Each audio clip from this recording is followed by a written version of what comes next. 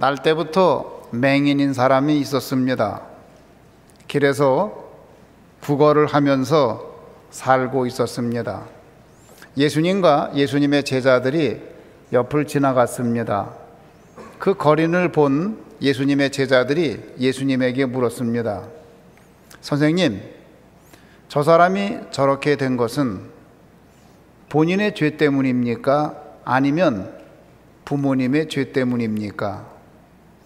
예수님께서 대답하기를 본인의 죄 때문도 아니고 부모의 죄 때문도 아니고 그에게서 하나님의 하시는 일을 나타내고자 하심이니라 라고 말씀했습니다. 날 때부터 맹인이었던 이 사람은 자기 인생에 대해서 이렇게 해석해 주는 것을 처음 들었어요. 아니, 내 인생에서 하나님이 하시고자 하는 일을 나타내기 위함이라고? 내가 이렇게 맹인으로 난 것이, 그리고 구걸하며 살고 있는 것이 하나님이 하시고자 하는 일을 나타내고자 하심이라고? 그는 인생을 포기하며 살았을 겁니다. 그런데 전혀 들어보지 못한 인생에 대한 새로운 해석을 들었습니다. 내가 날 때부터 그렇게 맹인이 된 것은 하나님께서 너를 통해서 하시고자 하는 일이 있기 때문이다. 내 인생에도 하나님이 하시고자 하는 일이 있을까? 만약에 그것이 있다면 무엇일까? 내 인생에 그런 것이 있어? 그는 갑자기 가슴이 뛰는 것을 경험했습니다. 내 인생을 이렇게 해석해 준 분이 없는데 내 인생에서 하나님이 하시고자 하는 일이 있다니, 과연 그 일이 있다고 하면 그것이 무엇이지? 놀라운 해석이었어요. 그러더니 예수님께서 침을 뱉어서 흙을 이겨서 그의 눈에 발랐습니다. 그리고 실로암 모세가 씻어라 라고 말씀했습니다. 오늘 이야기의 주인공은 실로암 모처로 갔습니다. 그리고 눈을 씻었는데 눈이 떠졌습니다. 할렐루야. 내 인생에도 이런 일이 일어날 수 있다니, 그가 예수 그리스도를 만남으로 인생에 대한 새로운 해석을 들었을 뿐 아니라 평생 생각지도 못했던 맹인으로 살던 그가 눈을 뜨게 되는 귀한 역사를 경험하게 된 것입니다. 그러면서 그가 이분이 누구인가라고 생각했을 거예요. 처음에 이 이야기의 주인공인 날 때부터 맹인되었던 사람은 예수님을 선생님 중에 한 분이라고 생각했습니다. 왜 그랬나요? 예수님의 제자들이 예수님에게 말하기를 선생님, 선생님 그렇게 불렀기 때문입니다. 그런데 그 마음 가운데 그분이 랍비 중에 한 분이라고? 아니야. 세상에 많은 랍비가 있고 선생이 있지만은 그분들 가운데 눈을 뜨게 해준 분은 없어. 그렇다고 그러면 이분은 랍비 같지는 않은데 이분이 누구지? 이분이 아마 선지자인가 보다. 엘리야나 엘리사와 같은 그런 기적을 행하는 선지자인 게 분명하다. 이분은 선지자일 거야. 그러면서 예수님에 대한 생각이 바뀌었어요. 처음에는 예수님이 선생님이다 라고 생각했다가 아니야, 이분은 선지자다 생각이 바뀌었습니다. 그러는 중에 바리새인들이 이 맹인을 찾아와서 말을 했습니다. 그래, 네가 눈을 뜨게 된 게 사실이냐? 맞습니다. 그러면 그 눈을 뜨게 한 게 누구냐? 선지자입니다. 이렇게 대답을 했어요. 그랬더니 그 바리새인들이 말을 합니다. 그 사람 죄인이니까 너 하나님을 찬양해야지, 그러면 안 된다. 그리고 예수님에 대해서 말하지 못하도록 위협을 하고 겁박을 합니다. 겁박을 할 때에 이 이야기의 주인공이 말을 합니다. 저는 아무것도 모릅니다. 제가 아는 것은 제가 맹인이었는데 지금은 눈을 뜨게 된 것, 그것뿐입니다. 그런데 말이지요, 그분이 누군지 모른다고요? 참 이상하네요. 참 이상한 일이네요. 창세 이래로 사람의 눈을 뜨게 하신 분이 없는데, 그렇다고 그러면 그분은 하나님께로부터 오신 분이 분명한데, 그러면 혹시 선생님들도 그분의 제자가 되기를 원하는 것입니까? 라고 이 주인공이 얘기를 해요. 참 놀라운 일이죠. 일개 거린이 지금 바리새인들과 제사장들에게 이야기하는 거예요. 감히 말을 붙이지 못하는 그런 신분의 차이가 있는데도 불구하고 당신들도 그러면 그분의 제자가 되려고 하는 겁니까? 이렇게 말을 해요. 그랬더니 이 바리새인들이 화가 나가지고 그에게 막 욕을 해댑니다. 이놈이 욕을 하면서 너는 그 사람의 제자일지 모르지만 우리는 아니다. 우리는 모세의 제자다. 그러면서 그를 파문시켜 버렸어요. 파문했어요. 그가 파문되고 쫓겨났다는 이야기를 예수님께서 들었습니다. 그 이야기를 들은 예수님께서 오늘 이 이야기의 주인공을 찾아왔어요. 찾아와 가지고 그에게 말을 합니다. 내가 인자를 믿느냐? 그 인자는 메시아를 말하거든요. 예, 그런 분이 계시면 저는 믿고 싶습니다. 그래, 내가 그 사람이다. 내가 그 사람이야.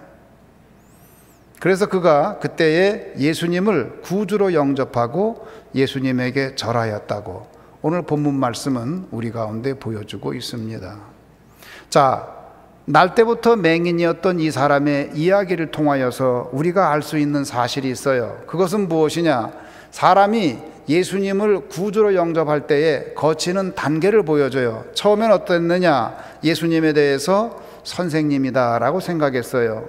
두 번째는 어떻게 생각했느냐? 예수님이 선지자라고 생각했어요. 세 번째 어떻게 했느냐? 예수님이 구주라고 생각했어요. 메시아라고 생각했어요. 내 영혼을 구원해 준 분이라고 생각했어요. 그 단계를 거친 것을 알 수 있습니다.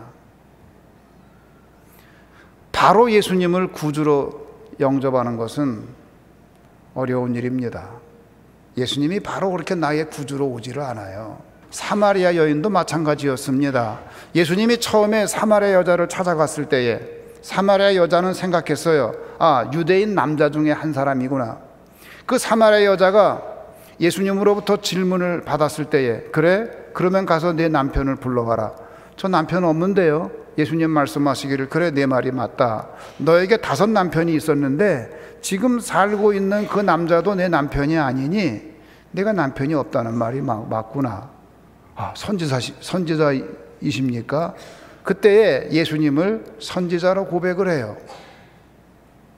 그리고 나서 마지막에 예수님을 구주로 영접합니다.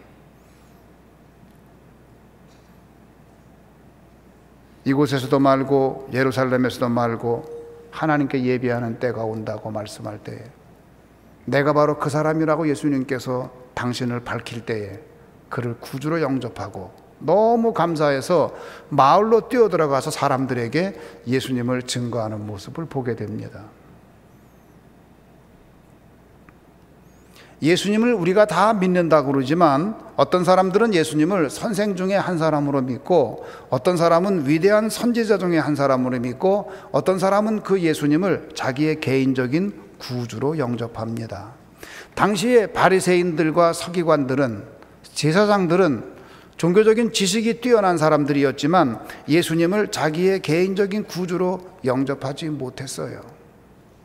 그러나 오늘 말씀의 주인공, 이 사람은 불쌍한 사람이고 날 때부터 맹인이었고 그리고 길에서 구걸하며 살 수밖에 없는 사람이었지만 이 사람은 예수님을 자기의 개인적인 구주로 영접하고 오히려 바리새인들과 서기관들 앞에서 예수님을 증거하고 이분이 하나님께로부터 오신 분이 아니라면 이런 일을 어떻게 하였겠느냐고 오히려 바리새인들을 반박한 모습을 보게 됩니다.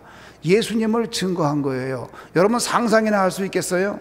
아니, 어제 맹인으로 구걸하던 그 사람이 오늘 바리새인들 앞에서 예수 그리스도를 증거하다니 감히 상상도 할 수 없는 일이 이루어진 것을 알 수 있습니다. 여기서 우리가 깨닫는 사실이 있어요. 그것이 무엇이냐? 구원은 내 속에서 오는 것이 아니라 밖에서 온다는 사실이에요. 우리는 지금 교육에서 많은 걸 잘못 가르치고 있습니다. 그게 뭐냐? 중학교도 그렇고 고등학교도 그렇고 대학에서도 그렇고 그렇게 가르쳐요. 뭐라고 가르치는 줄 아세요? 자아를 탐구하고 자아 성취를 해라. 그렇게 가르쳐요. 여러분, 자아를 탐구하면 그 안에 뭐가 있나요? 없어요. 여러분이 여러분 속을 아무리 들여다봐도 그 안에 있는 게 없어요. 그럼 그 안에 있는 게 뭐냐? 자아를 살펴보면 그 안에 있는 것은 탐심이에요. 욕심이에요. 그것을 우리는 희망이다, 야망이다, 신념이다라는 말로 포장을 합니다. 그래서 그런 사람이 되고자 하죠. 그래, 내가 조금 더 큰 권력을 가진 위대한 지도자가 돼야지. 그래서 그것을 자아 성취한다고 생각해가지고 이제 어떻게 돼요? 권력을 쫓아가는 사람이 되는 거예요. 그때부터 그는 불쌍한 인생이 되는 겁니다. 왜? 그 소원이 내 속에서 나온 거예요. 하나님으로부터 온 게 아니에요. 그러니까 어떻게 되느냐? 권력을 추구해서 군수가 됩니다. 얼마나 좋은지 몰라요. 군수가 되고 나니까. 그런데 권력을 숭배하다 보니까 이 군수님이 도지사 앞에 가면 두려운 거예요. 도지사 앞에 가면 두려우니까 그 두려움을 이기기 위해서 더 큰 권력을 추구합니다. 더 큰 권력을 추구해서 도지사가 돼요. 도지사가 되고 보니까 이제는 국회의원 앞에 서면 두려운 거예요. 그 두려움을 이기기 위해서 더 큰 권력을 추구해요. 그게 국회의원이 됩니다. 권력을 숭배해요. 숭배할 때에 무엇이 되느냐? 그 권력이 나에게 우상이 되는 겁니다. 그렇게 해서 국회의원이 됐는데 국회의원 되니까 얼마나 좋은지 몰라요. 그런데도 대통령 앞에 서면 작아져요. 두려워요. 그 두려움을 이기기 위해서 또 대통령이 됩니다. 그렇게 해서 권력을 숭배해서 대통령이 됐으면 뭐합니까? 결국은 그는 그 권력의 먹이가 돼서 권력에게 죽음을 당해요. 파멸을 당합니다. 왜 그런가요? 권력이 우상이 됐기 때문입니다. 그래서 성경에서는 우상을 숭배하지 말라는 거예요. 우상 숭배하지 말라는 거예요. 만약에 그가 우상 숭배를 하지 아니하였고 하나님께서 내 인생을 통하여 하고자 하는 일이 있다는 것을 알았더라면 그가 군수였을 때도 도지사였을 때도 국회의원이었을 때에도 사람들을 위해서 섬기고 어려운 사람들을 돌보고 항상 자기를 희생하고 남을 위해서 헌신하고 대통령이 되어서도 끝까지 겸손하고 그리고 하나님께서 나를 통해서 하시는 일이 무엇인가를 늘 생각하면서 권력의 노예가 되지 않을 겁니다. 국회의원이 되지 말라는 얘기가 아닙니다. 되십시오. 대통령 되지 말라는 얘기가 아닙니다. 되십시오. 그러나 그 권력의 노예는 되지 말라, 그 얘기예요. 우리 가운데 늘 무슨 생각을 하냐? 내가 대통령이 된 것이 내 속에 있는 탐심 때문에 만약에 됐다 그러면은 그 탐심 때문에 결국은 그 탐욕 때문에 그가 멸망한다, 그 얘기예요. 사랑하는 성도 여러분, 오늘 말씀의 주인공, 날 때부터 맹인이었던 이 사람은 새로운 인생을 살게 됐습니다. 하나님이 하시고자 하는 일이 그 가운데 이미 나타났어요. 이 사람이 어떻게 예수 그리스도를 증거하는 그러한 사람이 될 수 있었겠어요? 놀라운 일이 아닙니까? 참으로 놀라운 일이 그 가운데 일어난 겁니다. 근데 본문 말씀에 보면 재미있는 말이 있는데 이 말씀에 사족을 달았어요. 우리가 볼 때는 사족처럼 보이는데 그게 뭐냐면 요한복음 9장 7절입니다. 이 예수님께서 그 날 때부터 맹인이었던 그 사람을 명령하는 장면인데 이렇게 얘기해요. 9장 7절에서 이르시되 실로암 못에 가서 씻으라 하시니, 그러니까 씻으라 그랬어요. 그러면 씻으면 되는데 그 밑에 사족을 달았어요. 그게 뭐냐면 가로 열고 실로암은 번역하면 보냄을 받았다는 뜻이라. 그게 사족이에요. 그래서 가서 씻고 눈이 밝아졌다. 이게 단순히 사족일까요?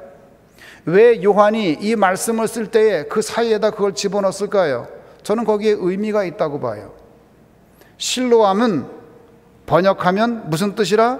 보냄을 받았다는 뜻이라, 그 얘기예요. 그럼 실로암은 뭡니까? 여러분, 실로암은 예루살렘 안에 있는 못인데 거기 물이 이렇게 항상 있거든요. 물이 항상 솟아요. 근데 원래 거기에 못이 없었어요. 그 못은 고대 시대에 만든 거예요. 어느 때에? 히스기야 왕 때에 만든 겁니다. 히스기야 왕 때에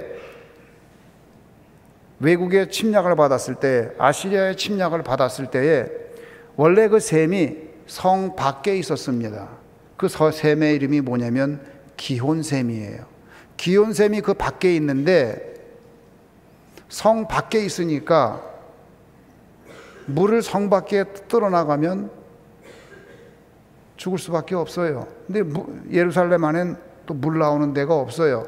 그래서 히스기야 왕이 어떻게 했느냐? 그 기온샘에 터널을 뚫었어요. 터널을 뚫어가지고 성 안으로 물을 공급을 했습니다. 그 물이 와가지고 만들어진 물을 공급하는 연못, 그것이 실로암입니다.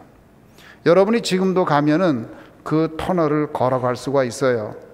그래서 터널을 양쪽에서 팠는데 안에서 파고 들어가고 밖에서 파고 들어가다가 중간에 만났어요. 양쪽에서 막 파고 들어 중간에 만나가지고 인부들끼리 만나가지고 너무나 기분이 좋아가지고 그 벽에다가 글을 썼어요. 우리가 여기서 만났다. 그리고 그 글을 썼는데 히스기야 당시에 글을 썼기 때문에 그때 당시 히브리어거든요. 그래서 히브리어의 오소그라피라고 하는데, 오소그라피는 뭐냐면 문자가 어떻게 변형되며 발전됐는가를 연구하는 게 오소그라피예요. 오소그라피를 공부하는 사람들에겐 굉장히 중요한 자료입니다. 그래서 그 글자가 쓰여 있는 게 거기를 돌을 띄어내 가지고, 그 발견된 때가 오스만 터키 시대였기 때문에 그걸 띄어다가 이스탄불 박물관에 갖다가 지금 전시해 놨어요. 그 터널을 통해 들어온 물, 그 물이 고이는 곳이 실로암이에요. 실로암이란 말은 히브리어 샬라흐에서 왔습니다. 샬라흐는 뭐냐면 보내다, 그런 뜻이에요. 그래서 보내는데 실로아흐 그러면 보냄받은 사람이라는 뜻입니다. 이스라엘 사람들에게 어떤 풍습이 있냐면 이런 풍습이 있어요. 예를 들어서 내가 예루살렘을 간다 그러면은 제 주위에 있는 지인들이 돈을 모아요. 돈을 모아가지고 저에게 줍니다. 주면서 하는 말이 뭐냐면, 이거는 당신 경비를 위해 쓰라고 주는 게 아닙니다. 당신 여행 경비로 쓰는 게 아니고, 당신이 예루살렘에 가서 있다 보면 거기 어려운 사람을 만날 텐데 그 어려운 사람들을 위해서 쓰는 구제금입니다. 그러니까 당신이 보고 그곳에서 어려운 사람을 만나거든 이 돈을 전달해 주십시오. 그리고 돈을 저한테 줘요. 그럴 때 나는 뭐냐? 히브리어로 실로아흐라고 말합니다. 내가 실로아흐가 된 거예요. 그 뜻이 뭐냐? 보냄받은 사람. 보냄받은 사람이란 뜻이에요. 그러면 내가 예루살렘에 가서 이렇게 사람들을 만나고 주위를 살펴보다가 여행 중에 진짜 어려운 사람을 만나면 그 돈을 전달을 해요. 내가 주는 것이 아닙니다. 당신에게 주는데 나는 보냄받은 사람일 뿐입니다. 그리고 그 구제금을 전달을 해요. 이 아름다운 풍속이 성경시대부터 지금까지 지속되고 있어요. 자, 그러면 실로암이라는 것은 뭐냐? 보냄을 받았다, 그 뜻인데, 기온샘에 있는 물이 여기까지 보내져 가지고 예루살렘 안에 못에 보내졌다. 보내진 물이기 때문에 실로암이다, 그 뜻이에요. 원래 그 물은 기온샘에 있어요. 그런데 안으로 보내졌기 때문에 전쟁이 났을 때에 그 물을 먹고 예루살렘 사람들이 살 수가 있었어요. 물은 저 밖에 있지만은 안에까지 보내졌기 때문에 그 물이 계속해서 지속적으로 보내지기 때문에 그 실로암에 가면, 실로암 못에 가면 항상 물이 솟아요. 지금 여러분 성지순례 가면 그 실로암 못에 가면 물이 솟아나고 있잖아요. 거기 가봤잖아요. 우리가 물이 막 솟고 있어요. 왜? 보냄받았기 때문에. 끊임없이 물이 나와요. 끊임없이 보내지기 때문에. 물이 많은 때는 물이 더, 그 터널이 물이 더 높아져요. 물이 많이 옵니다.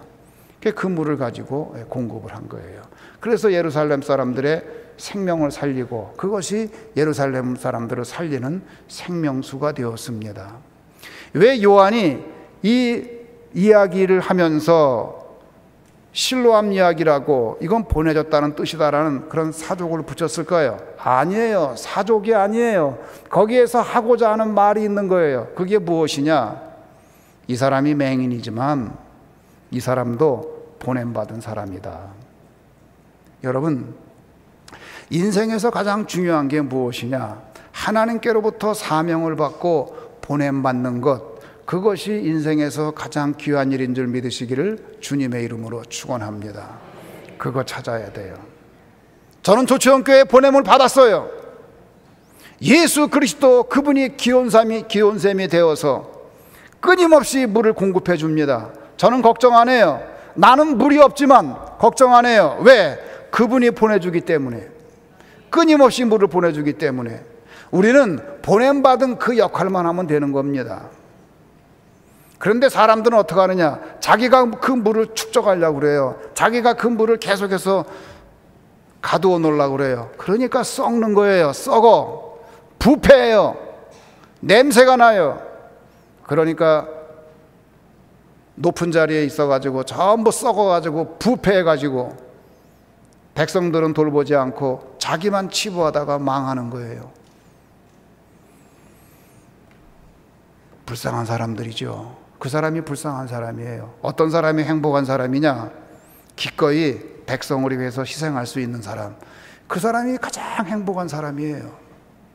나는 보냄받았다는 그 믿음을 가지고 하나님으로부터 공급받는 것을 가지고 계속 공급해 주는 사람. 이 사람이 세상에서 제일 행복한 사람이에요. 사랑하는 성도 여러분, 내 인생을 통하여 하나님이 하시고자 하는 일은 무엇인가? 과연 그런 게 나에게도 있을까? 있는 줄 믿으시기 바랍니다. 자, 지금 보세요. 오늘 말씀의 주인공, 날 때부터 맹인이어서 구걸하며 사는 사람인데 그 사람에게도 주님 말씀하시기를 그 사람이 그렇게 된 것은 그를 통하여 하나님이 하시고자 하는 일이 있기 때문이다라고 말씀하시는데, 여러분에게 하나님께서 하시고자 하는 일이 있는 줄 믿으시기를 주님의 이름으로 축원합니다. 여러분의 형편을 살펴보세요. 여러분의 환경을 살펴보세요. 내가 어떤 환경에 있는가 살펴보면은 금방 답이 나와요. 그런데 어떤 때 답이 안 나오는 줄 아세요? 내가 어떻게 하면 돈을 벌고 내가 어떻게 하면 출세할 수 있을까라고 생각할 때 답이 안 나와요. 그런데 내가 가지고 있는 능력과 기회를 가지고 어떻게 하면 하나님과 이웃의 요구를 의식하며 섬길 수 있을까, 그 생각을 하면 금방 답이 나와요. 내가 성공하려고 할 때 길이 없는 거예요. 그게 아니고 이 상황에 하나님이 원하는 게 뭐지? 지금 이 사람들에게 필요한 게 뭐지? 우리 직장에 필요한 건 뭐지? 우리 가정에 필요한 건 뭐지? 우리 이 환경에서 필요한 건 뭐지? 내가 삶을 어떻게 살아야 하나라는 질문을 버리고 삶이 내게 원하는 것이 무엇이지라고 질문을 던져보세요. 내가 처해 있는 환경을 조금 더 온전하게 만들려면 무엇을 해야 되지? 뭐가 필요하지? 뭐를 고쳐야 되지? 처리해야 될 과제가 뭐지? 그렇게 질문을 한번 바꿔보세요. 그러면 갑자기 할 일이 많아지는 거예요. 지가 잘 먹으려고, 지가 출세하려고 그러니까 답이 안 보이는 거죠. 사람을 위해서 희생하고 이웃을 위해서 도우려고 생각하면 할 일이 갑자기 많아져요. 그것을 여러분의 사명으로 삼는 사람들이 되기를 주님의 이름으로 축원합니다.